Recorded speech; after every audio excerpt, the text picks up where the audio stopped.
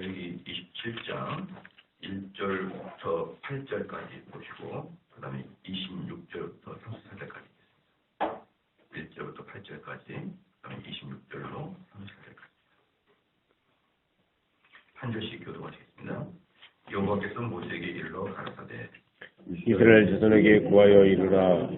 사람을 여호와께 드리기로 서원하였으면 너는 그 값을 정할지니 너의 정한 값은 20세로 60세까지는 남자이면 성소의 세겔대로 은 50세겔로 하고 여자이면 그 값을 30세겔로 하며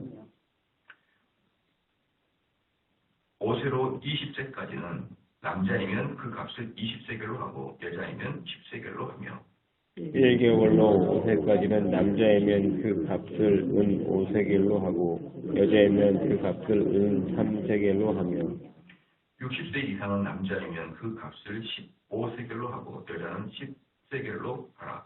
그러나 서원한 자가 가난하여 너희 정가를 감당치 못하게 되면 그를 제사장 앞으로 데리고 갈 것이요 그는 그 값을 정하되 그 서원자의 형세대로 값을 정할지니라. 26절 읽겠습니다. 오직 생축의 첫 새끼는 여호와께로 돌릴 첫 새끼라. 우양은 물론 하고 여호와의 것이니 누구든지 그것으로 구별하여 드리지 못할 것이며 부정한 짐승이면 너희 정가의 그 5분의 1을 정하여 할 것이요 만일 속하지 아니하거든 너희 정가대로 팔지니라. 오직 여호와께 아주 바친 그 물건은 사람이든지 생축이든지 기업에 바치든지 팔지도 못하고 속하지도 못하니 바친 것은 다 여호와께 지극히 거룩하며 아주 바친 그 사람은 다시 속하지 못하나니 반드시 죽일지니라.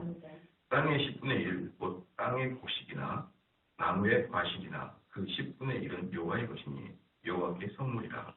사람이 그 10분의 1을 속하려면 그것에 그 5분의 1을 더할 것이요 소나 양의 10분의 1은 막대기 아래로 통과하는 것의 열째마다 여호와의 거룩한 것이니 그 의뢰를 교개하거나 바꾸거나 하지 말라.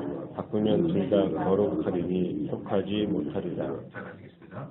이상은 여호와께서 시내 산에서 이스라엘 자손을 위하여 모세에게 명하신 계명입니다. 아멘. 오늘은 서원에 대한 말씀입니다. 그 서원이라는 것은 사람들이 믿음이 없다 그랬죠. 정말 죽기 전에는 하나님께 기도를 드려요. 죽기 전에는. 믿음이 없는 사람이 갑자기 고난을 당하거나 엄청나게 어려워지면 갑자기 하나님께 기도를 하면서 내가 이 고난이 해결되면 무엇을 하겠습니다. 이렇게 이야기하거든요. 바로 그게 이제 서원이 되는 것이죠. 그런데 이제 문제는 뭐냐 그러면 고난을 당했을 때 자기가 이제 너무 이제 감정적으로 이제 힘들고 이 고난을 빨리 해결하고 싶어서 하나님께 소원을 했는데 이 고난이 끝나고 보니까 내가 좀 너무했구나 이제 이런 생각이 드는 거예요. 그렇죠? 내가 좀 너무했구나. 내가 너무 이렇게 과하게 그냥 그 얼떨결에 했구나. 이제 그런 생각이 들을까봐 소원에 대해서 철저하게 규제를 합니다. 한마디로 전도서 5장 한번 볼까요? 그래서 전도서 5장 한번.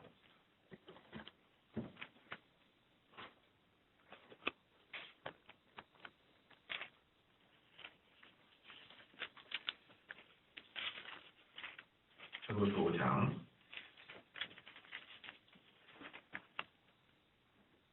4절 5절 한번 읽겠습니다. 4절 5절 같이 한번 읽겠습니다. 시작. 내가 하나님께 소원하였거든 갚기를 더디 말라. 하나님 우매자를 기뻐하지 아니하시나니 소원하는 것을 갚으라. 소원하고 갚지 아니하는 것보다 소원하지 아니하는 것이 나으니 이런 말씀을 드렸습니다. 그래서 다시 이제 레위기로 보시면요, 이 소원하는 것은 하나님께서 하나님 앞에서 함부로 입을 여는 것에 대해서 경고를 주셨고, 그리고 그렇게 입을 열어서 하나님이 약속했으면 그것을 갚아야 된다는 것이 이제 레위기 27장 마지막에 이제 그 얘기를 하십니다. 말씀을 딱 하세요. 첫 번째 우리가 서원이라고 하면은 야곱이 형 에서를 피해서 도망갈 때 나를 순적하게 돌아오게 하면은 10분의 1을 드리겠습니다. 라고 이제 소원을 하면서부터 이제 집조가 시작이 됐는데요. 그 소원을 갚지 아니할 때는 야곱에게 고통이 가는 거예요. 야곱에게 고통이 가서 나중에야 야곱이 깨달아. 아, 내가 소원을 했었지. 이렇게 생각하는 거죠. 그래서 이제 지금 여기에서 구약의 전체적으로 흐르는 것은 뭐냐면 방금 전도서 말씀처럼 일단 소원은 조심하게 하라. 조심하게 하고 너 마음을 잘 다스려서 하되 일단 소원을 했으면 그것을 끝까지 갚아야 된다. 라고 이야기를 하면서 쭉 소원에 대해서 이야기합니다. 2절부터 8절까지는 사람에 관련된 소원이에요. 2절부터 8절까지는 사람에 관련된 소원인데 그 다음에 9절부터 10절까지는 정결한 짐승에 대한 관련된 소원이고 11절에서 13절까지는 부정한 짐승. 이 부정한 짐승도 소원합니다. 예를 들어서 하나님 내가 매기를 바치겠습니다. 이 매기는 부정한 짐승이잖아요. 그 비닐이 없는 그러한 생선이니까. 매기를 바치겠습니다. 그것도 성전에 바치는 거죠. 이따가 좀 왜 어떻게 하는지 가르쳐 드리겠어요. 14절에서 24절까지는 봉헌, 내가 하나님께 헌금을 바치겠나이다. 봉헌인 것이고요. 그 다음에 이제 25절에서 34절까지 각종 규정이 이렇게 나오는데, 대표적으로 간단한 예를 보면요. 2절부터 8절까지는 사람에 관한 소원인데요. 한마디로 하나님 종이 되겠다. 그 뜻이에요. 내가 목사가 되겠다. 뭐 이런 뜻이지 않습니까? 이게 제가 어릴 때 자녀들은 아빠가 좋으니까 나도 아빠같이 될 거야. 막 그러잖아요. 저도 맨날 못 모르고 나도 목사님 될 거야. 맨날 그랬죠. 맨날 그러고 사는데 중등부 때 수련회를 갔는데 서운한 것은 무조건 갚아야 된다 그래가지고 그때부터 저는 이제 제 마음속에 나는 목사가 될 운명이구나 이렇게 생각했네요. 아마 그렇게 목사님 자녀들이 그렇게 어릴 때 그냥 아무 생각 없이 입으로 툭툭 내뱉는 것이 아마 일생의 올무가 되는 것 같기도 합니다. 언뜻 보면. 왜 서운하는 것을 갚으라고 했으니까요. 어릴 때 맨날 목사가 될 거야 그러고 다녔거든요. 그래서 제가 나중에 어디입니까? 신대원 들어갈 땐가 고등학교 성적評문서 같은 거 다 띄어서 넣어야 되거든요. 그때 고등학교 가서 내 증명서 떼려고 보니까 고등학교 1학년 때 꿈이 목사, 2학년 때 목사, 3학년 다 목사를 썼어요 제가. 깜짝 놀랐습니다. 저는 그런 거 생각지도 못했는데. 그러니까 어릴 때 가지고 있던 생각들, 그것들도 하나님 앞에서 못 모르고 자꾸 했는데 제가 신학을 할 때는요 밤새서 공부를 했어요. 밤새서. 근데 다른 공부는요 밤새서 공부가 안 돼요. 다른 공부를 제가 쭉 해보면은 한 100%를 공부를 해야 된다면 마지막에 한 2%는 그냥 에너지가 푹 살아요. 푹 상해요.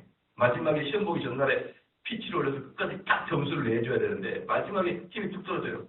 근데 왜 제가 자꾸 그러냐면요. 이건 내 길이 아닌 것 같아요. 이걸 하고 있으면 내 길이 아닌 것 같아요. 이거 아닌데 꼭 남의 옷을 입고 있는 것 같은 느낌. 근데 제가 신학을 하는데 너무 좋은 거예요. 신학을 할 때는. 그건 밤새는지 모르고 공부를 했었어요. 밤새는 거. 이건 내 고향이 왔구나 이런 느낌이잖아요. 이게 소원을 하고 있는 사람의 비록 어릴 때지만 교회 다닐 때 이런 설교 한두 번 안 들었겠습니까? 소원한 것은 갚으라 이렇게 들으면은 이거 어떻게 해야 되나 그런 생각을 했던 게 기억이 나는데 어쨌든 소원하는 것은요 사람의 마음을 딱 휘어잡습니다. 알게 모르게 휘어잡아요. 그래서 여러분께서 하나님께 소원한 거 있으면은 빨리 갚는 게 여러분 인생에 편할 겁니다. 그런데 이제 이 하나님의 종으로 섬기겠다가 했다가 생각해보니까 종으로 못할 것 같아요. 너무 이 세상의 직장이 잘 되고 마음에 들고 딱 좋아요. 그러면 나는 종으로 안 하겠다 이제 포기할 때 그냥 포기가 되는 게 아니에요. 하나님께 소원하는 것을 갚지 못했을 때는 대가를 지불해야 됩니다. 그게 뭐냐면 목숨을 가져가세요. 그럼 목숨 뭐 할 거예요? 아무 필요 없죠. 3절 말씀. 너의 정한 값은 20세로 60세까지는 남자이면 성소의 세겔대로 은 50세겔을 하고, 그러니까 성인 남자, 일할 수 있는 남자 같은 경우는 20세에서 60세 사이는 뭡니까? 50세겔로 갚아라. 너 몸값이 50세겔이다. 50세겔. 그 다음에 소년은 20세겔로 갚아라. 그 다음에 여자는 30세겔로 갚아라. 이렇게 몸값이 다 정해져 있는 거예요. 남자는 은 50세겔. 그 다음에 소년들은 은 20세겔. 여자는 30세겔. 이렇게 이제 갚아놨거든요. 여자는 남자보다 전반적으로 가격이 좀 떨어지겠죠. 그러면 이 은 50세겔이 어느 정도의 가격이냐? 이때 이 시대의 남자들 1년 연봉이 은 1세겔이에요. 은 1세겔. 그러니까 뭐예요? 50개월치 연봉을 갚아라. 그런데 이때는 보통 자기만 갚은 게 아니라, 자기만 손하는 게 아니라, 하나님, 저와 제 가족이 주님의 종이 되겠습니다. 이렇게 하기 때문에 자기 것, 아내 것, 애들 것. 한마디로 서운했으면 물으지 말라 이래요. 물으지 말라. 아마 자기가 이렇게 해놓고 물어버리면 아마 집이 다 망할 거예요. 그렇기 때문에 8절 말씀 보니까, 그러나 서원자가 가난하여 너의 정가를 감당치 못하겠으면 그를 제사장의 앞으로 데리고 갈 것이요, 제사장은 그 값을 정하되 그 서원자의 형세대로 값을 정하시냐. 비록 가난해서 못 드릴 것 같아도 엄청나게 비율로 때립니다. 제사장. 얼마나? 한마디로 쉽게 말하면 전 재산을 몰수하게 되는 거예요. 자기가 하나님의 종으로 되겠다 했다가 생각해보니까 안 될 것 같은데요. 그런 사람은 전 재산을 거의 다 받게 됩니다. 그러니까 한마디로 함부로 서운하지 마라. 함부로 서운하지 마라. 서운했으면 갚기를 더 하지 마라.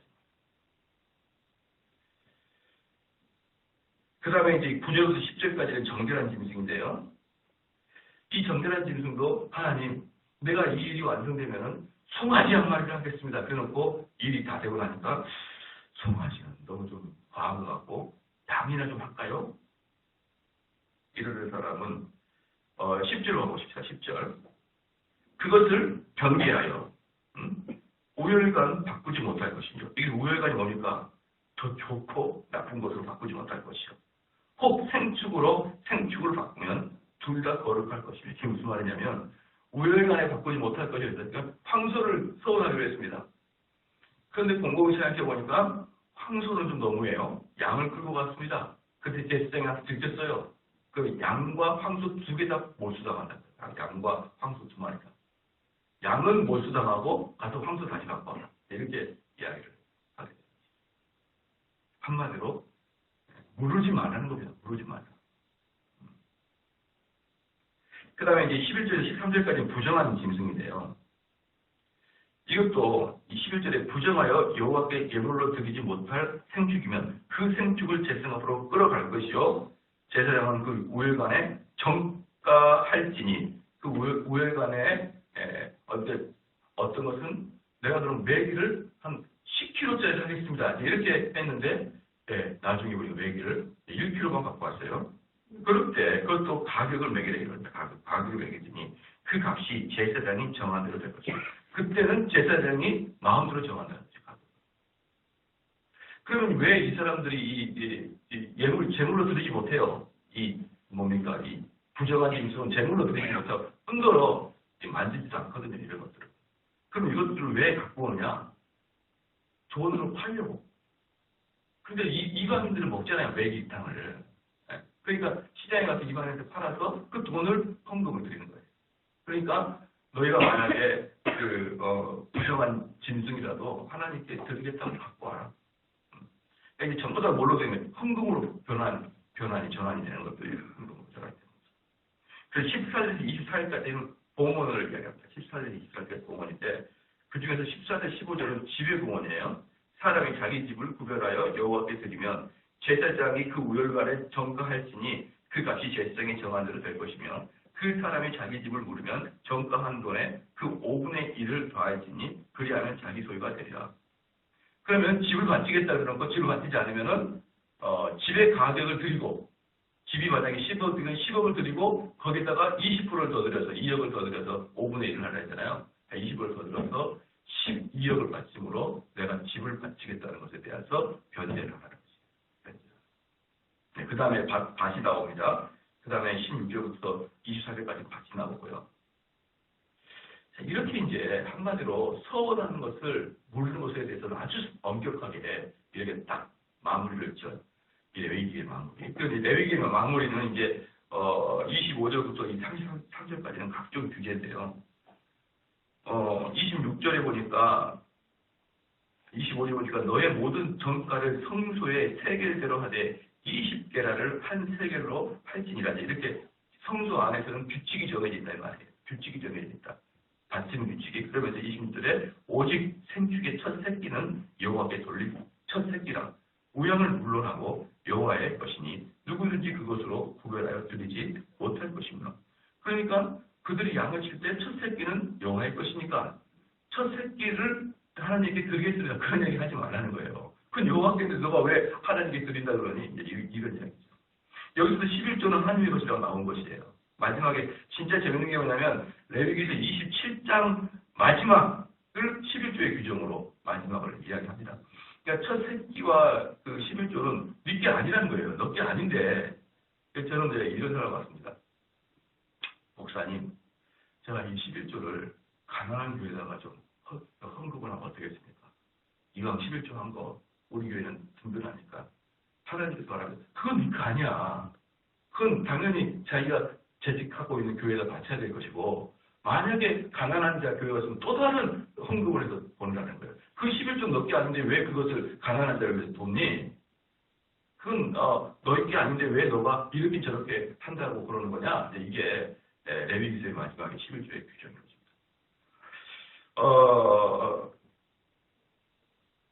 사랑하는 성도 여러분, 이제 이 레위기가 이제 이렇게 하면서 11조와 각종 규제 그리고 서원을 27장에 마지막을 딱 하고 마무리하는 이유가 뭘까요? 이 왜 딱 마무리를 이제 이렇게 이걸로 할까요? 사실은 우리 그리스도인들에게 가장 중요한 것은 무엇이냐 그러면요, 우리의 죄를 하나님께 용서받는 게 가장 큰 목적이에요. 우리 그리스도인들은 우리의 죄들을 하나님께 용서받고 우리가 그 죄로부터 얽매였던 것으로부터 자유함을 얻는 것이 그리스도인의 목적이잖아요. 그럼 우리가 죄로부터 용서받는 게 무슨 뜻이에요? 예배를 성공한다는 뜻이에요. 예배에서 용서를 받거든요. 예배에서. 그러면 우리가 신구약 통틀어서 맥을 쭉 이어가고 있는 것은 뭐냐 그러면 예배를 통한 죄 용서입니다. 예배를 통한 죄 용서. 그러면 무슨 뜻이냐 그러면 제사가 대단히 중요하다는 거예요. 제사가. 왜? 이 제사는 제사장들이 하는 일이 무슨 일입니까? 백성들의 죄를 용서해 주기 위해서 중재 역할을 하잖아요.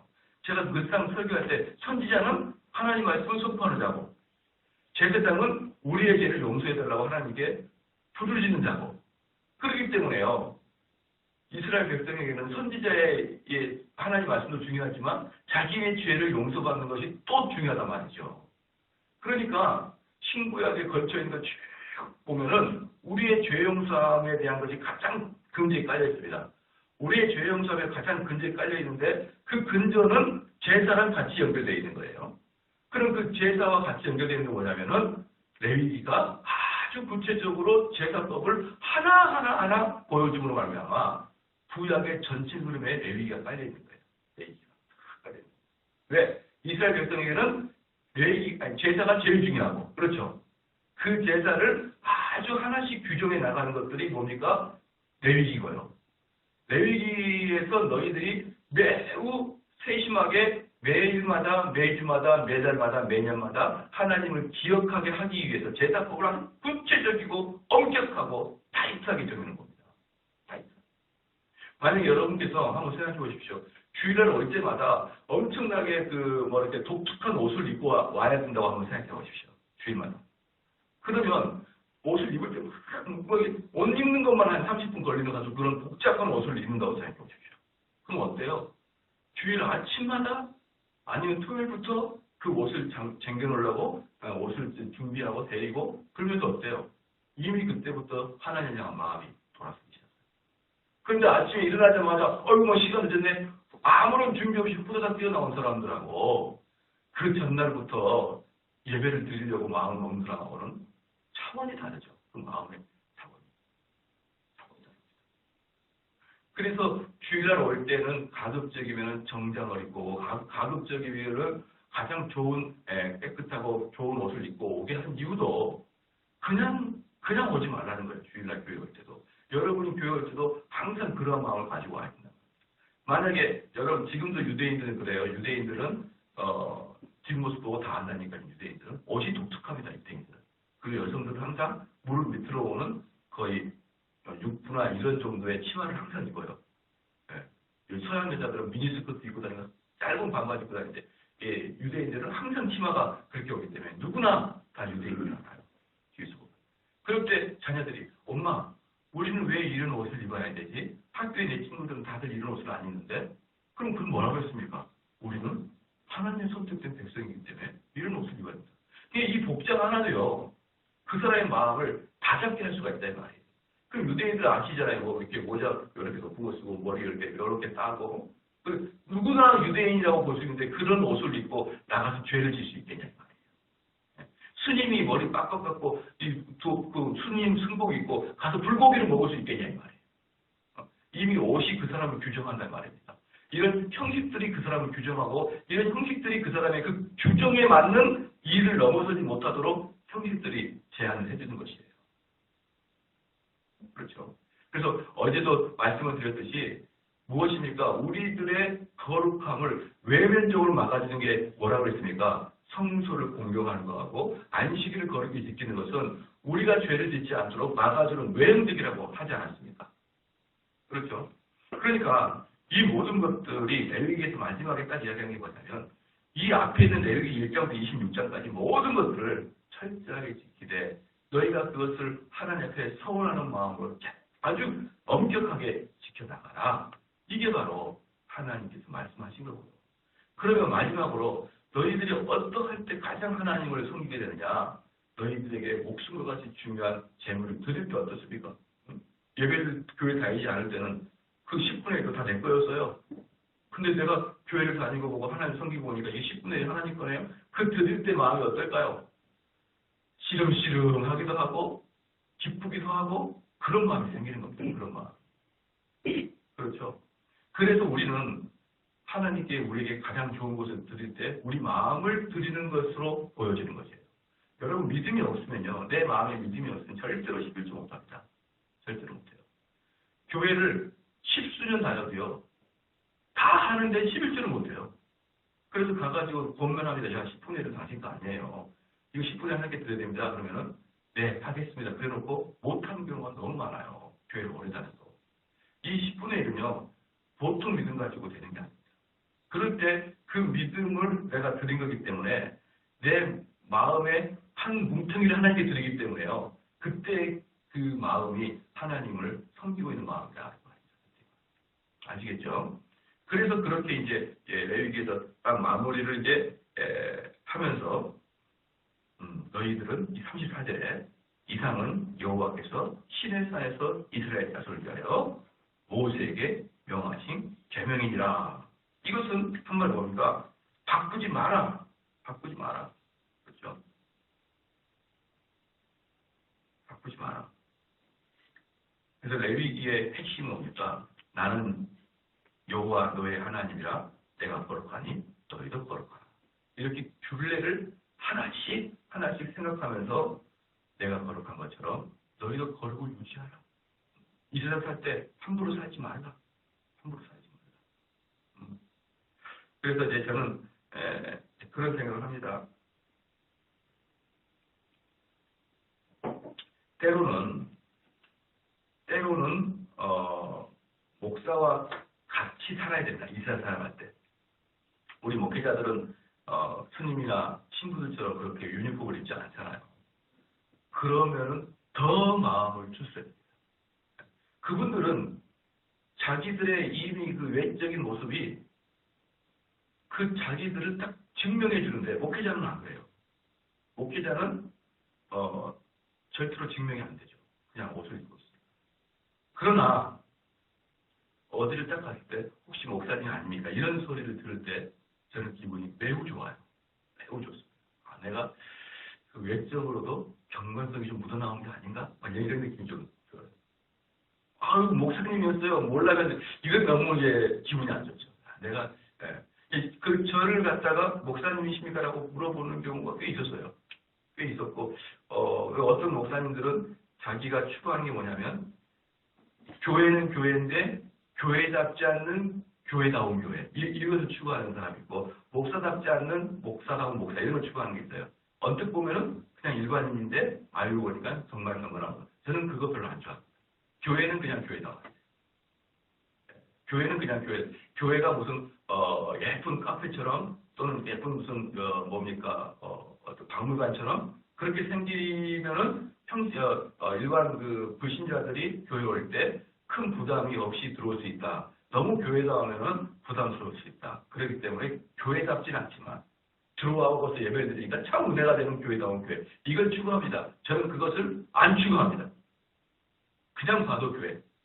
또 목사답지 않은 교회, 목사답지 않은 목사는 딱 보면은 엄청나게 껄렁껄렁해요. 아주 껄렁껄렁합니다. 근데 나중에 어려울 때 가보니까 정말 온유한 목사예요. 저는 그 좋아하지 않아요. 그런 거 좋아하지 않습니다.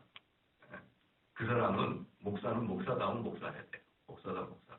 그냥 지나가다가 같이 한마디만 해도 이분이 혹시 목사가 아닌가. 이렇게 아주 온 인격이 외모로 드러날 수 있을 정도까지가 되는 게 정말 저는 프로페셔널한 목사다라고 생각합니다. 이러한 그 철학들은 레위기의 철학인 것이에요. 레위기는 우리를 철저히 선민으로 살게 하고 그들의 언행은 그들의 그 어떤 가치관은 그들이 다른 사람을 대할 때 이 모든 것들이 일반 이방인과는 전혀 다른 모습으로 드러져야 됩니다. 이스라엘 백성들. 절대 다른 모습. 말에서도 드러나야 되고요. 저는 이렇게 성도들이 저 사람이 교인인가 보다라고 들을 때 가장 그 대표적으로 드리는 말이 뭐냐면은 이거 감사하죠. 이 감사하죠라는 말을 많이 쓰는 사람은 대표적으로 교인들입니다. 대체적으로. 일반인들은 잘 말을 안 써요. 감사하죠 이런 말을 하는데 참 이렇게 되는 것이 참 감사하죠. 내가 지금까지 이렇게 살아온 것들은 다 감사할 뿐이죠. 이렇게 감사하죠 이런 말을 많이 쓰는 사람은 대체적으로 교인들이 많아요. 여러분들이 이 레위기를 보시면서 하나님이 우리를 얼마나 다른 그 이방인들과는 구별되게 살기로 원하냐. 그렇죠? 다른 사람하고는 생활 패턴이 얼마나 다르게 살기 원하냐. 이것을